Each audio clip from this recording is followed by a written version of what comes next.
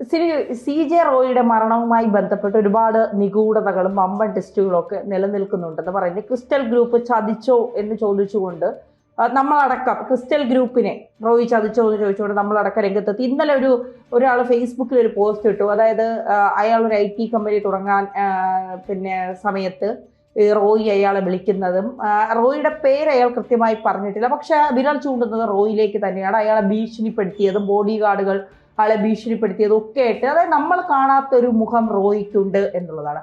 നമ്മൾ അറിയാത്ത എന്തൊക്കെയോ ടെസ്റ്റുകൾ, അതായത് ഈ ഒരാൾ മരിക്കണം, അതായത് പണം കുമിഞ്ഞു കൂടുന്നുണ്ട്. ഈ പണം എവിടെ നിന്നാണെന്ന് അറിയില്ല.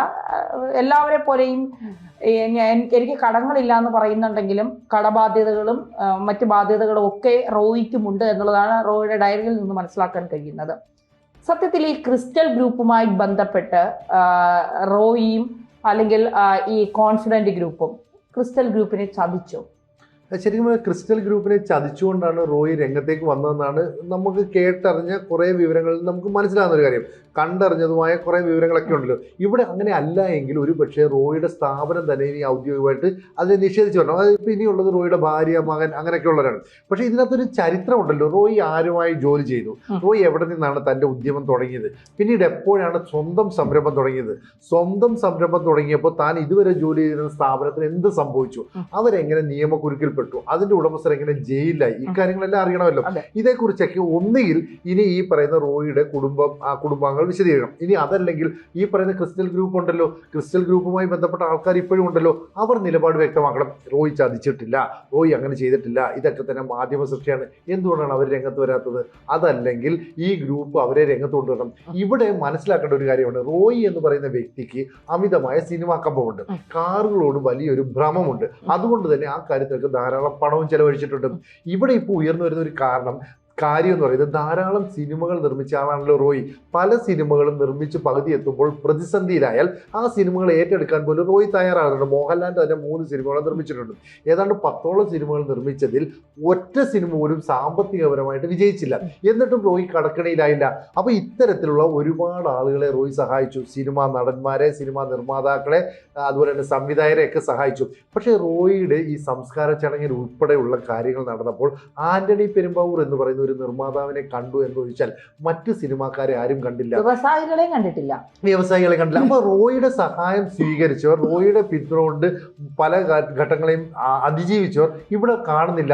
കാരണം ഏതെങ്കിലും തരത്തിൽ ഞാൻ അവിടെ ചെന്ന് കഴിഞ്ഞാൽ എന്നിലേക്കും അന്വേഷണത്തിന്റെ മുന നീളുമോ എന്നൊരു ഭയമുണ്ട് എന്ന് പറഞ്ഞാൽ കുറെ കാലമായി റോയി വലിയൊരു ഭീഷണി ആരിൽ നിന്നൊക്കെയോ നേരിട്ടുകൊണ്ടിരിക്കുന്നു. ഈ റോയിയുടെ വളർച്ച എന്താണ്? റിയൽ എസ്റ്റേറ്റിൽ മുടികൂടാ മന്നൻ എന്നാണ് പറയുന്നത്. ഇപ്പോൾ കേൾക്കുന്ന കഥ എന്താണ്? റിയൽ എസ്റ്റേറ്റിൽ റോയി വലിയ ബിസിനസ് സംരംഭങ്ങളൊന്നും കെട്ടിപ്പടുത്തില്ല. പകരം കൺസ്ട്രക്ഷൻ മേഖലയാണ്. റിയൽ എസ്റ്റേറ്റും കൺസ്ട്രക്ഷൻ ഒന്നാണോ എന്ന് ചോദിച്ചാൽ അങ്ങനെ പറയാൻ വേണമെങ്കിൽ അങ്ങനെ അല്ല എന്നും പറയാം. കാരണം റിയൽ എസ്റ്റേറ്റ് എന്ന് പറയുന്നത് ഭൂമി ഇടപാടാണല്ലോ. ഈ ഭൂമി ഇടപാടിൽ കണ്ണുവെച്ചുകൊണ്ട് റോയി ഒന്നും നടത്തിയിട്ടില്ല എന്ന് പറയുന്നുണ്ട്. പക്ഷേ നമ്മൾ നേരത്തെ കേട്ടിട്ടുണ്ട് 6000 രൂപയ്ക്ക് ഏക്കറിന് മേടിച്ച ഭൂമി എത്രയോ. ക്രിസ്റ്റൽ ഗ്രൂപ്പ് എന്നാണ് പല സോഷ്യൽ മീഡിയ അക്കൗണ്ടുകളിലും പലരും, അതായത് ഇതുമായി ബന്ധപ്പെട്ട് കൃത്യമായ വിവരമുള്ള പലരും പറയുന്നത് അത് ക്രിസ്റ്റൽ ഗ്രൂപ്പ് വാങ്ങിയ ഭൂമിയാണ്. പിന്നീട് ഈ ക്രിസ്റ്റൽ ഗ്രൂപ്പുമായി 2005 റോയി പിണങ്ങിയതിനു ശേഷം അവിടെ നിന്നുള്ള ജോലിക്കാരെ മുഴുവൻ ഉയർന്ന ശമ്പളത്തിലേക്ക് കോൺഫിഡൻസ് ഗ്രൂപ്പിലേക്ക് എടുക്കുന്നു. ആദ്യം പറഞ്ഞു നിങ്ങൾക്ക് വേണ്ടതൊക്കെ നിങ്ങൾ എടുത്തോളൂ, അതിനുശേഷം റോയി തന്നെ ഒരു ഇന്റർവ്യൂവിൽ പറഞ്ഞതാണിത്, നിങ്ങൾക്ക് എന്തൊക്കെയാണ് വേണ്ടത് അതൊക്കെ എടുത്തോളൂ, അതിനുശേഷം ഉള്ളത് എന്താണ് വേണ്ടാത്തത് എന്താണ് അത് ഞാൻ എടുത്തോളാം എന്ന് പറഞ്ഞപ്പോഴാണ് അവർ കുറെ തരിശു ഭൂമിയൊക്കെ പറഞ്ഞു വേണ്ടാന്ന്, അതൊക്കെയാണ് ഞാൻ എടുത്തത്. പക്ഷേ ഈ ക്രിസ്റ്റൽ ഗ്രൂപ്പിന്റെ MD യെയും ഭാര്യയും അറിയാവുന്ന ചിലർ പറയുന്നത് ഈ റോയി അവിടെ നിന്ന് ഇറങ്ങി പുതിയ കമ്പനി കോൺഫിഡന്റ് ഗ്രൂപ്പ് തുടങ്ങിയതിന് ശേഷം ഈ പഴയ കമ്പനിയിൽ നിന്ന് ഉയർന്ന ശമ്പളത്തിന് ഈ ക്രിസ്റ്റൽ ഗ്രൂപ്പിൽ നിന്ന് ആളുകളെ ഇയാൾ ജോലിക്കെടുക്കുന്നു. അതോടുകൂടി ക്രിസ്റ്റൽ ഗ്രൂപ്പിന്റെ തകർച്ച അവിടെ ആരംഭിക്കുന്നു. പിന്നീട് അതിന്റെ ഓഡിറ്റർ ആയിരുന്ന, അക്കൗണ്ടന്റ് ആയിരുന്ന ഈ ക്രിസ്റ്റൽ ഗ്രൂപ്പിന്റെ MD ഭാര്യ, അവർക്ക് ഈ ബിസിനസ്സിൽ വലിയ പരിചയം ഇല്ല. ആ പരിചയക്കുറവ് റോയി മുതലെടുത്തു. അങ്ങനെയാണ് ഇത് അവസാനിപ്പിക്കാൻ കാരണമെന്നൊക്കെ പറയുന്നുണ്ട്. അവരിപ്പോ ജീവിച്ചിരിപ്പുണ്ടോ ഇല്ലയോ എന്ന് എനിക്കറിയില്ല. പക്ഷെ ഈ അടുത്ത സമയത്ത് ഞാനൊരു വാർത്ത ചെയ്തപ്പോൾ അതിനെ വിമർശിച്ചുകൊണ്ട് ഒരു സ്ത്രീ വാർത്ത ചെയ്തിരുന്നു എന്ന് പറയുന്നു. എനിക്കത് അറിയില്ല ആരാണെന്ന്. അപ്പൊ അതിൽ അവർ പറയുന്നത് ഈ പറയുന്ന ക്രിസ്റ്റൽ ഗ്രൂപ്പിന്റെ MD ഭാര്യ അവർ പത്മനാഭസ്വാമി ക്ഷേത്രത്തിലെ അടുത്ത സമയത്ത് വന്നിട്ടുണ്ട്, തൊഴുതിട്ടുണ്ട് എന്നൊക്കെ പറയുന്നുണ്ട്. അപ്പൊ അവര് എവിടെയോ ജീവിച്ചിരിപ്പുണ്ട്. പക്ഷെ അവരും ഇത്രയുമായിട്ടും ഇതിലൊരു ക്ലാരിറ്റി വരുത്താൻ രംഗത്ത് വന്നിട്ടില്ല എന്നുള്ളതാണ് യാഥാർത്ഥ്യം. അനാവശ്യമായിട്ട് ഈ കാര്യത്തിൽ ഇടപെടണ്ടെന്ന് അവർ തീരുമാനിച്ചുകൊണ്ടുകൂടെ ആകാം, അങ്ങനെ സംഭവിച്ചൂടെ. മാത്രമല്ല ഈ ക്രിസ്റ്റൽ ഗ്രൂപ്പിന്റെ, അതായത് ഈ പറയുന്ന നമ്പൂതിരിയുടെ ഭാര്യയും മകളും ജീവിച്ചിരിപ്പുണ്ടെന്ന് തന്നെയാണ് അറിയുന്നത്. അവർ അടുത്ത കാലത്തായിട്ട് ഒരു പൊതുപരിപാടിയിലൊക്കെ പങ്കെടുക്കുകയും ചെയ്തിരുന്നു. ഇനി നമ്മൾ അതിനെക്കുറിച്ച് കൂടുതൽ പറയേണ്ട, കാരണം അത് അതിന്റെ തെളിവുകളൊക്കെ വരട്ടെ. ഇവിടെ സംശയിക്കേണ്ട ചില കാര്യങ്ങൾ എന്താണെന്നറിയോ, ഈ റോയി കൂടുതൽ ഇൻവെസ്റ്റ്മെന്റ് നടത്തിയത് അല്ലെങ്കിൽ വലിയ പാർട്ടി നടത്തിയത് എവിടെയാണ്? ദുബായിലാണ്. എന്തിനാണ് ഈ ബിസിനസ്സുകാരെല്ലാം ദുബായിലേക്ക് പോകുന്നത്? ദുബായിൽ അങ്ങോട്ട് ചെന്ന ഉടനെ ബിസിനസ് നടത്താൻ പറ്റുമോ? പറ്റില്ല.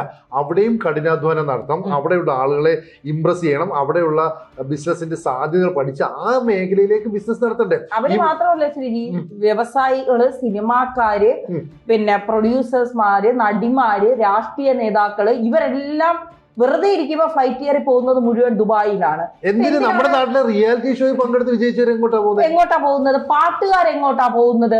ഈ മിണ്ടിയാൽ ഇവർക്ക് എവിടെയാ പോകുന്നത്? ദുബായിലേക്കാ പോകുന്നത്. അപ്പൊ എന്തിനാ ഇവർ ഈ കൂടെ ദുബായിൽ പോകുന്നത്? ദുബായ് ഇന്ത്യയും തമ്മിലുള്ള ഇപ്പോഴത്തെ ഒരു കരാർ, കരാർ അനുസരിച്ച് ഈ പണ്ടൊക്കെ ദുബായിൽ ഇന്ത്യയിൽ ഇപ്പൊ 20,000 രൂപ കൂടുതൽ നമ്മൾ അക്കൗണ്ടിൽ ഇടാൻ പോയാൽ നമ്മൾ അതിന്റെ സോഴ്സ് കാണിക്കണമെന്നാണ് പറയുന്നത്. നേരത്തെ അങ്ങനെ അല്ലായിരുന്നു.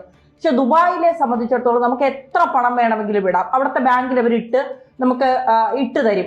എത്ര കോടി രൂപ വേണമെങ്കിലും നമുക്ക് കൊണ്ടിടാമെന്നാണ് പറയുന്നത്. പക്ഷെ ഇപ്പൊ ദുബായും ആ നിയമം മാറ്റിയിരിക്കുന്നു എന്നാണ് പറയുന്നത്. അതായത് ഇടുന്ന പണത്തിന്റെ സോഴ്സ് ഇനി അത് കാണിച്ചിട്ടില്ല എങ്കിൽ ഇപ്പൊ ആരെങ്കിലും ഒക്കെ പിന്നെ ബന്ധത്തിന്റെ പുറത്തൊക്കെ മാനേജർമാരൊക്കെ പണം ഇട്ട് കൊടുക്കുമല്ലോ. അങ്ങനെ ആവുമ്പോൾ ഇത് അന്വേഷിക്കുന്ന ഏജൻസികൾക്ക് എന്തെങ്കിലും സംശയം തോന്നിയാൽ അവർ ഇതിന്റെ പുറകെ പോയി അന്വേഷിച്ച് കണ്ടുപിടിക്കുമെന്നാണ് പറയുന്നത്. ദുബായിലും ഇപ്പൊ അങ്ങനത്തെ ചില നിയമങ്ങൾ വന്നിട്ടുണ്ട് എന്നാണ് പറയുന്നത്. അതായത് ഈ പറയുന്ന കള്ളപ്പണത്തിന്റെ എല്ലാം മുഴുവൻ ഇൻവെസ്റ്റ്മെന്റ് നടക്കുന്നത് ദുബായിലാണ് എന്ന രീതിയിലാണ് വരുന്നത് അല്ലേ? ശരിയായിരിക്കാം. അവിടെ ധാരാളം റിയൽ എസ്റ്റേറ്റ് പരിപാടികളുണ്ടാകും, കൺസ്ട്രക്ഷൻ മേഖല ഉണ്ടാകും, സിനിമ ഷൂട്ടിങ്ങുമായി ബന്ധപ്പെട്ട കാര്യങ്ങളുണ്ടാകും, ഹോട്ടൽ വ്യവസായമാണ്. അപ്പോൾ വൻതോതിൽ പണം കുമിഞ്ഞു കൂടുന്ന ഒരു മേഖലയാണ് ദുബായ്. അവിടെ ഈ പറയുന്ന റോയും പണം ഇൻവെസ്റ്റ് ചെയ്തിട്ടുണ്ടാകും. മാത്രമല്ല റോയി ഇപ്പോൾ ഈ പറയുന്ന കൺസ്ട്രക്ഷൻ മേഖലയിൽ നിൽക്കുമ്പോൾ മറ്റുള്ളവരിൽ നിന്നൊക്കെ പണം ഷെയറായിട്ട് സ്വീകരിക്കും. ഇത് ഷെയർ എന്ന രീതിയിലല്ല, ഇത് പകരം നിങ്ങൾ ഇൻവെസ്റ്റ് ചെയ്യണം, നിങ്ങൾ ഈ എൻ്റെ ഇതിലേക്ക് തരണം, ഞാൻ അത് വെച്ചിട്ട് ബിസിനസ് ചെയ്യാം, അതിൻ്റെ ലാഭം നിങ്ങൾക്ക് തരാം എന്നുള്ള രീതിയിലൊക്കെയാണ് പറയുന്നത്. എന്തായാലും റോയ് കുറേ കാലമായിട്ട് ആരെയൊക്കെയോ എന്തിനെയൊക്കെയോ ഭയപ്പെടുന്നു. പക്ഷെ പണം ധാരാളം കുമിഞ്ഞു കൂടുന്നു. ഇതിനനുസരിച്ച് ഞാൻ പറഞ്ഞില്ലേ 10 സിനിമകൾ നിർമ്മിക്കണമെങ്കിൽ എത്ര പണം ചിലവാക്കി. ആ പണത്തിനകത്ത് റിട്ടേൺസ് ഇല്ല. എന്നിട്ടും അവർ ആ പണം ഉപയോഗിക്കാൻ അല്ല വീണ്ടും സിനിമ നിർമ്മിക്കാൻ റോയ് എന്തുകൊണ്ട് തയ്യാറാകുന്നു? ഇവിടെയാണ് റോയിലേക്ക് എത്തുന്ന പണം വ്യക്തികളിൽ നിന്നാണോ ഏതെങ്കിലും സംഘടനകളിൽ നിന്നാണോ ചില രാജ്യവിരുദ്ധ പ്രവർത്തനങ്ങൾ നടത്തുന്ന ഗ്രൂപ്പുകളിൽ നിന്നാണോ എന്നൊക്കെ സംശയം വരുന്നത്. റോയിയെ സംബന്ധിച്ച് പണം വരുന്നു, ആ പണം ഉപയോഗിച്ച് ബിസിനസ് ചെയ്യുന്നു, അതിന്റെ ലാഭം ആരാണോ മുടക്കിയത് അവരിലേക്ക് എത്തിച്ചു കൊടുക്കുന്നു. അങ്ങനെ സംഭവിക്കുമ്പോൾ UAE ആണ് ആദ്യം ഇതിനെക്കുറിച്ച് ചില സംശയങ്ങൾ ഉയർന്നത്. UAE കൊണ്ട് ധാരാളം പണം റോയ് ഇൻവെസ്റ്റ് ചെയ്യുന്നു. അപ്പോൾ UAE അത് നോക്കുമ്പോൾ അയാൾക്ക് കിട്ടുന്ന ഈ പണത്തിന്റെ സ്രോതസ് മനസ്സിലാകുന്നില്ല, എവിടെ നിന്നാണ് ഈ പണം വരുന്നതെന്ന് മനസ്സിലാകുന്നില്ല.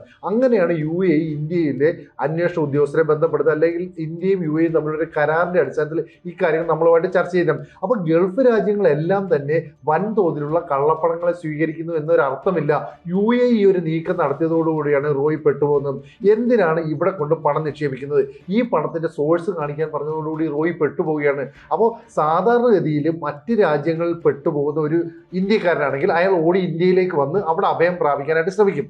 ഇവിടെ UAE അഭയം പ്രാപിക്കാൻ ശ്രമിക്കുന്നില്ല, അല്ലെങ്കിൽ ഗൾഫ് രാജ്യങ്ങളിൽ പറ്റുന്നില്ല. കാരണം അവിടുത്തെ നിയമങ്ങൾ നമ്മുടേക്കാളിനേക്കാൾ കുറച്ച് കൂടുതൽ കർശനമാണ്. അപ്പോൾ ഇന്ത്യയിലേക്ക് വന്നപ്പോൾ ഇന്ത്യയിലേക്ക് ഇതിൻ്റെ വിവരങ്ങളെല്ലാം തന്നെ UAE അല്ലെങ്കിൽ ഗൾഫ് രാജ്യങ്ങൾ അയച്ചു കൊടുക്കുന്നു. അപ്പോൾ റോയിയെ വിളിച്ചിട്ട് ഇൻകം ടാക്സ് ചോദിക്കുകയാണ്, നിങ്ങളുടെ ഈ പണത്തിൻ്റെ സ്രോതസ് എന്താണ്, എവിടെ നിന്നാണ് നിങ്ങൾക്ക് ഇത്രയും പണം കിട്ടുന്നത്, നിങ്ങൾക്ക് വരവിൽ കവിഞ്ഞ സ്വത്ത് സമ്പാദനം ഉണ്ടെന്ന് ഞങ്ങൾക്ക് മനസ്സിലായിട്ടുണ്ട്, നിങ്ങൾക്ക് ബിസിനസ് ചെയ്യാൻ ഇത്രയും പണം വരാൻ എവിടെ നിന്നാണ് മാർഗം എന്നൊക്കെ ചോദിക്കുമ്പോൾ പലതും ഒളിച്ചു വെക്കേണ്ട ഒരു അവസ്ഥയിലേക്ക് റോയി എത്തുന്നു. അപ്പോൾ റോയിയെ റോയി ഒരു കാലം സഹായിച്ച ബിസിനസ്സുകാരോ സിനിമാക്കാരോ അല്ലെങ്കിൽ കാർ മേഖലയുമായി ബന്ധപ്പെട്ട വാഹന മേഖലയുമായി ബന്ധപ്പെട്ട ആൾക്കാരോ ഒന്നും തന്നെ ഇപ്പോൾ ഇവിടെ കൂടെ കാണുന്നില്ല.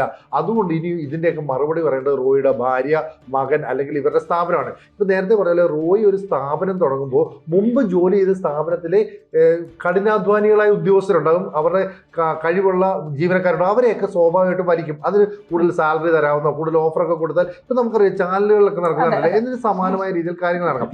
അങ്ങനെ സമാനമായ രീതിയിൽ കാര്യങ്ങൾ നടന്ന് അവരുമായിട്ടൊക്കെ ചേർന്ന് വലിയ തോതിൽ ഈ ബിസിനസ്സിനെ മുന്നോട്ട് നയിച്ചിട്ടുണ്ട്. റോയിക്കും സാമ്പത്തിക ബാധ്യതകളുണ്ടാകും. പക്ഷേ ഈ ഡയറി കുറിപ്പ്, അതായത് തന്റെ ആത്മഹത്യാക്കുറിപ്പിന് സമാനമായ ഒരു കുറിപ്പിൽ റോയി എന്താ എഴുതി വെച്ചിരിക്കുന്നത്, തനിക്കൊപ്പം നിന്ന തന്റെ സ്ഥാപനം വളർത്താൻ ആജീവനാന്ത കാലം പരിശ്രമിച്ച ജീവനക്കാരെയും ഉദ്യോഗസ്ഥരെയും ഒരു കാരണവശാലും ഈ കമ്പനി കൈവിടാൻ പാടില്ല, അവരെ ചേർത്ത് പിടിക്കണം, അവരെ പിരിച്ചുവിടാൻ പാടില്ല, ഇതെല്ലാം പറയുന്നുണ്ട്. അപ്പൊ റോയിക്ക് വിശ്വസ്തരായ കുറെ അധികം ഉദ്യോഗസ്ഥരും ജീവനക്കാരും ഈ സ്ഥാപനത്തിലുണ്ട്.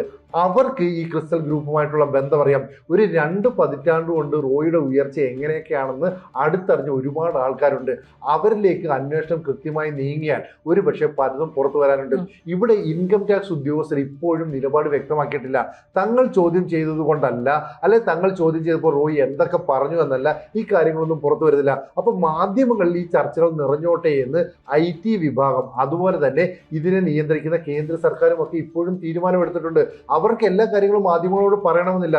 പക്ഷേ ഇത് ഏതെങ്കിലും ഒരു തീരത്ത് ചെന്ന് അടുക്കുന്ന ഘട്ടം വരുമ്പോൾ ഇതിന്റെ യഥാർത്ഥ വിവരങ്ങൾ ഒരുപക്ഷെ സർക്കാർ തന്നെ പുറത്തുവിട്ടേക്കാം. അതുവരെ കാര്യങ്ങളിലുള്ള അവ്യക്തത നീക്കണമെങ്കിൽ ഒന്നുകിൽ ക്രിസ്റ്റൽ ഗ്രൂപ്പിന്റെ ഈ നമ്പൂതിരിയുടെ ഭാര്യയും മകളും ഒക്കെ നിലപാടെടുക്കണം. അതല്ലെങ്കിൽ ഇതേ റോയിയുടെ ഭാര്യയും മകനും മകളും ഒക്കെ ഉണ്ടല്ലോ, അവരാണ് ഇനി ബിസിനസ് മുന്നോട്ട് നയിക്കട്ടെ. അവർ ഇത്തരം കാര്യം പറയണം. ഇവർക്കൊരു MD ഉണ്ടാകും, സ്വാഭാവികമായിട്ടും ഇയാൾക്കൊരു സഹോദരനുണ്ട്. ഇവരെല്ലാം തന്നെ കാര്യങ്ങൾ വിശദീകരിച്ചാൽ ജനങ്ങളിൽ ഇപ്പോൾ ഉണ്ടാകുന്ന അവ്യക്തത അകലുമെന്ന കാര്യം സംശയമില്ല. പക്ഷെ അപ്പോഴും റോയിയുടെ ഇടപാടുകളിൽ ഒരുപാട് ദുരൂഹതയുണ്ട് എന്നുള്ള കാര്യം നമുക്ക് മറച്ചു വെക്കാനും പറ്റില്ലല്ലോ.